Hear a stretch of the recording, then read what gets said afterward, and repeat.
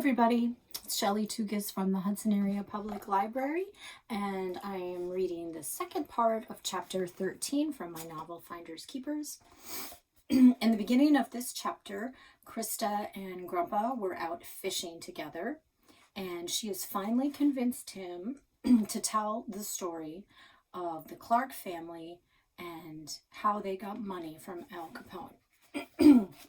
So this is Grandpa in his voice talking to Krista. Al Capone and the Clark family loot. Al Capone's brain was rotting from a disease.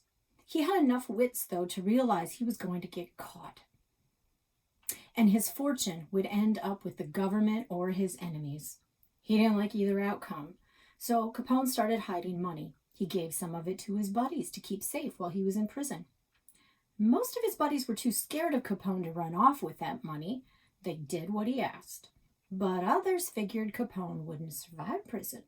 They figured if he did survive prison, he'd be a nothing when he got out, and there'd be new gangsters, and Capone's days of ruling Chicago were over. Those buddies decided not only to keep his money, but they started to steal it from each other.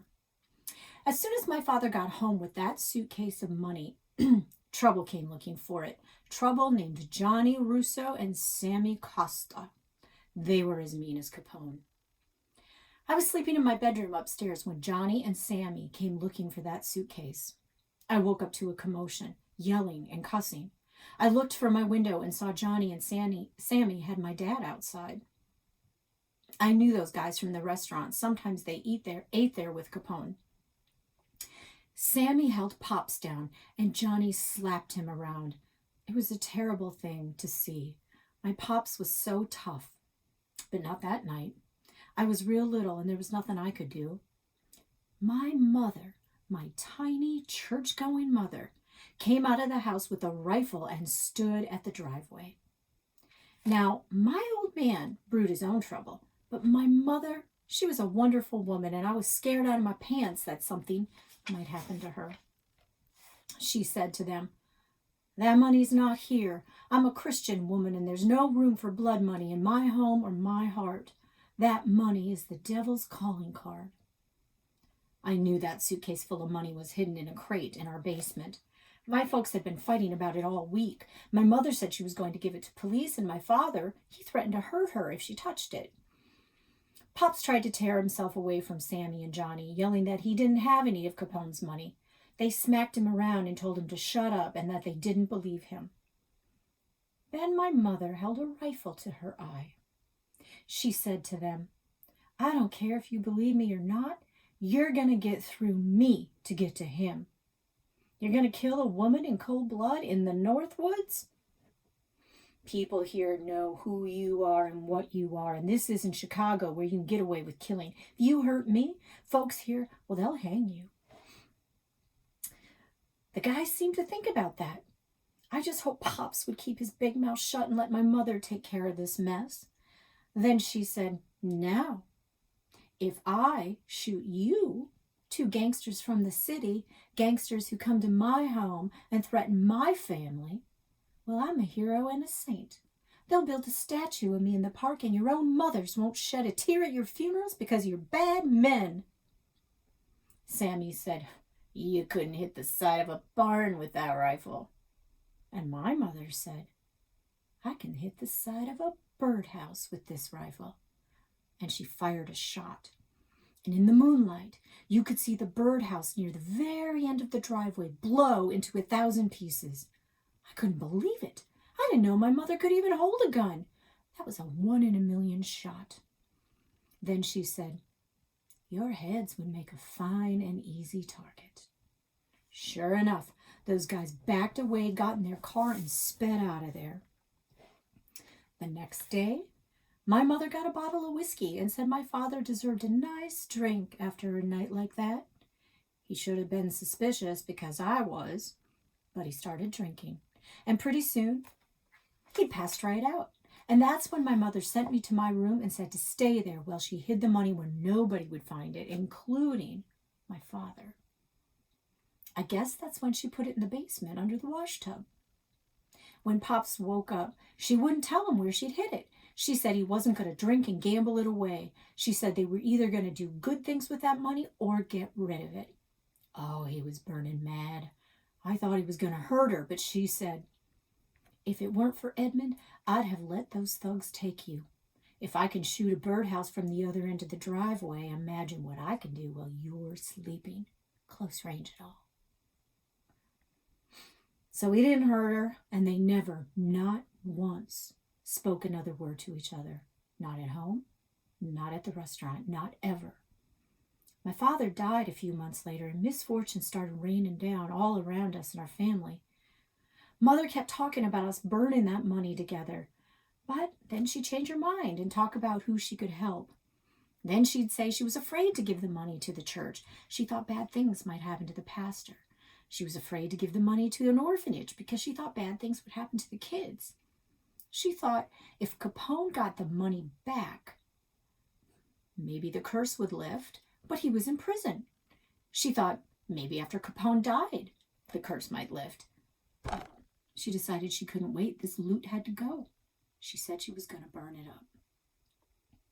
That whole time, she never let me have a penny of that money. I thought I might get a train set out of the deal, but no.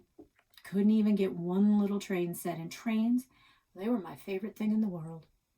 We ran that restaurant and worked day and night, and my mother wanted me to understand the value of an honest dollar. There was no tree climbing, no running around, no train collecting, and no swinging from water pipes in the basement. That's for darn sure. So, the Clark family loot came to an end with a match and a fire.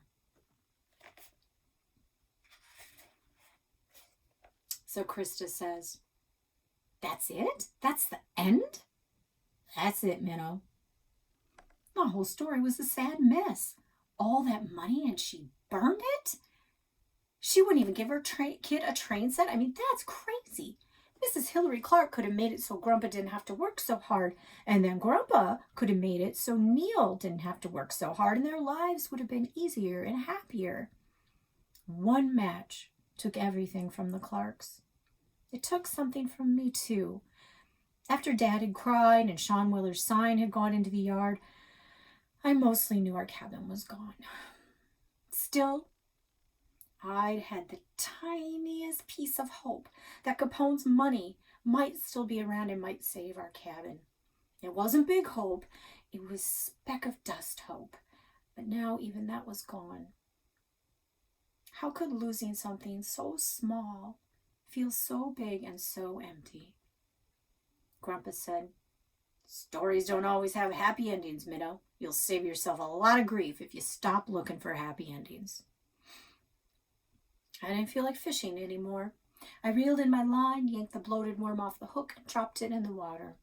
A few sunfish darted to the surface and nibbled until the worm was gone. "I've got some golden shiners," Grandpa said. "Want to try one?" "No, thanks." I leaned back in my seat and studied the shoreline. If I squinted, I could make out the shape of the Clark's house from our fishing spot. Grandpa looked toward the house, too, and said, "I've always wondered where she burned it." "You didn't see her burn it?" "Didn't need to." I sat up so fast I knocked my fishing pole over.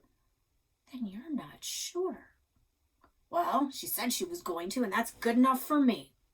Grandpa lifted his fishing hat and wiped the sweat from his forehead. "But you didn't see it with your own eyes, Grandpa." "Look, my mother was convinced that money was a curse. The whole time we hid it, it just brought on God's wrath." "Why? What exactly happened?"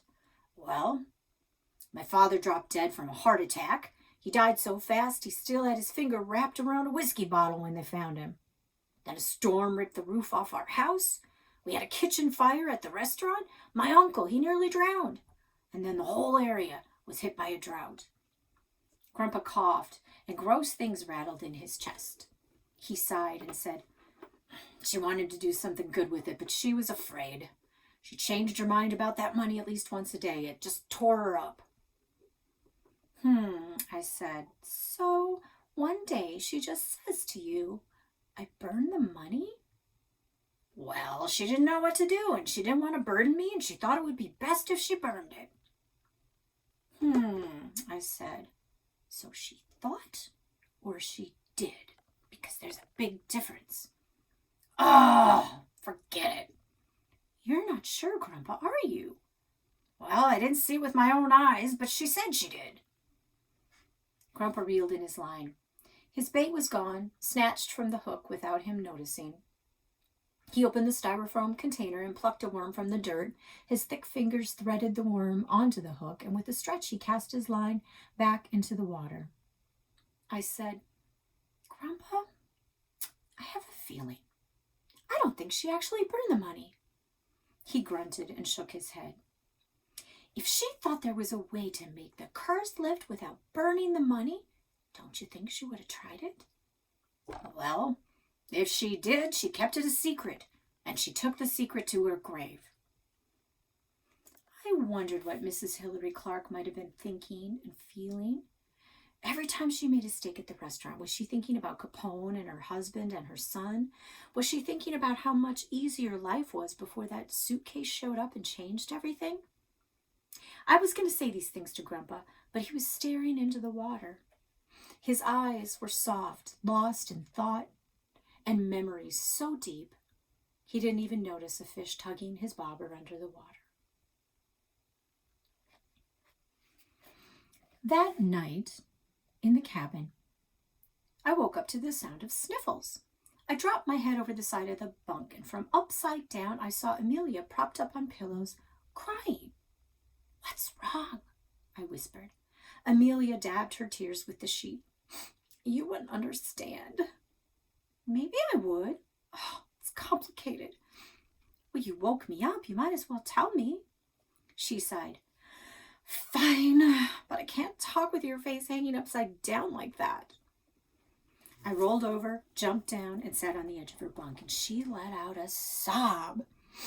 It's the cabin. I can't believe Mom and Dad are selling it. I thought I must be dreaming.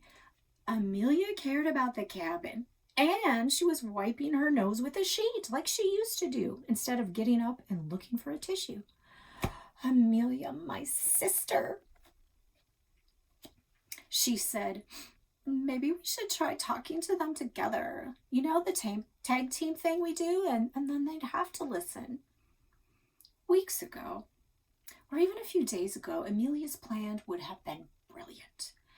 But that was before I'd seen my dad cry and Grandpa's faraway eyes. We could, Amelia, but I don't know. Mom and Dad are feeling kind of bad. What? I don't get this. I thought you'd do anything to save the cabin. I thought you hated the cabin.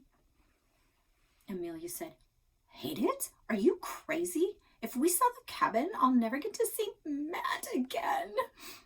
And then she started to blubber cry. Oh, her boyfriend, Matt Catbrat. So what? You can text him. Oh, you can't have a real relationship through a phone, Krista. You just don't get it. He's so sweet. He's always helping me keep up with my tables at the restaurant. He keeps an eye on my tips because there's this waiter we think is stealing. That's nice, I said. We need the money. Oh, and then there's that play date he helped arrange with his cousin Quincy. He cares about Alex having a real friend. That's how sweet he is. I guess I was too tired to talk because there were no words in my head except real friend. A real friend for Alex? Thanks to Amelia's sweet boyfriend. Was I driving Alex crazy the way I'd driven Amelia crazy? Was I not a real friend? Oh, that's all I said. Oh. Never mind. Just go to sleep. You'll understand this stuff when you're older. Face it, I was still growing too slow. So that was chapter 13, part 2. And look for chapter 14 tomorrow. It was good to be here with you guys. I hope you're enjoying the channel, and we are so eager to see you back at the library soon. Have a good one.